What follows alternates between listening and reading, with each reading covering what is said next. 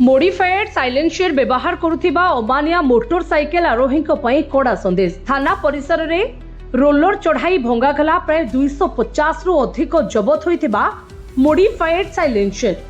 एभली घटना देखा जाइछि भद्रक टाउन थाना परिसर में। गत किछि मास हेबो भद्रक सहर में केतेक अमानिया मोटरसाइकेल आरोही निज निज मोटरसाइकेल एवं बुलेट गाड़ी रे मोडिफाइड साइलेंसर लगाई भद्रक सहरांचल गाड़ी चलाउथिले।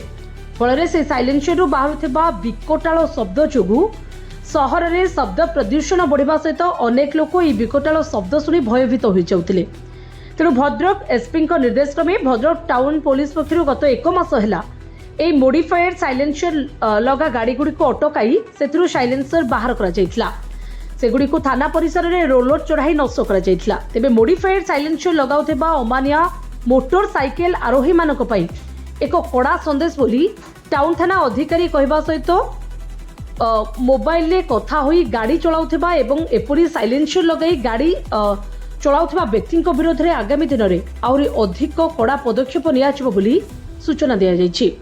ब्यूरो आमर एसपी भद्रक निर्देशक क्रमे विगत गोटे मास धरी जो माने मॉडिफाइड साइलेंसर यूज करछंती कि जो माने शब्द प्रदूषण करूछंती साइलेंसर यूज करिकी ताको विरुद्ध रे दृढ़ कार्यानुष्ठान ग्रहण स्वरूप आमे प्राय 250 रु अधिक साइलेंसर जबत करिछु एवं ताको अगेंस्ट फाइन रियलाइज करिछु एवं लोक मानकु सचेतन करिया पई आमे bulldozer लगेकी सेगु damage करूछु।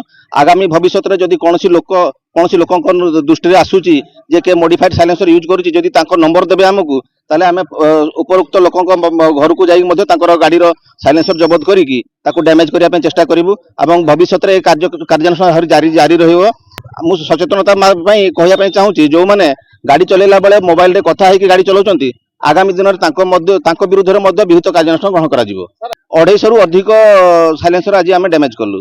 Sir modified silencer द्वारा शब्द प्रदूषण बहुत मात्रा होची एवं जो माने आख पाखरे जाउचंती लोक से माने डरी जाउचंती एते जोर से साउंड होची लोक मानकर शब्द प्रदूषण एटा एमवी एक्ट रे हमर बैन अछि मध्य 10,000 टका फाइन मध्य अछि ता पई विहित कार्यानुष्ठान पई 10,000 टका पर्यंत फाइन अछि। तेणु करी आमे ताकू जबत करिकि ताकू डैमेज करूछु। एमने सब आपनकर जो दुकानी माने बिक्री करूचंती आमे आगामी दिन ताको ऊपर मध्य कार्यानुष्ठान ग्रहण करिवु।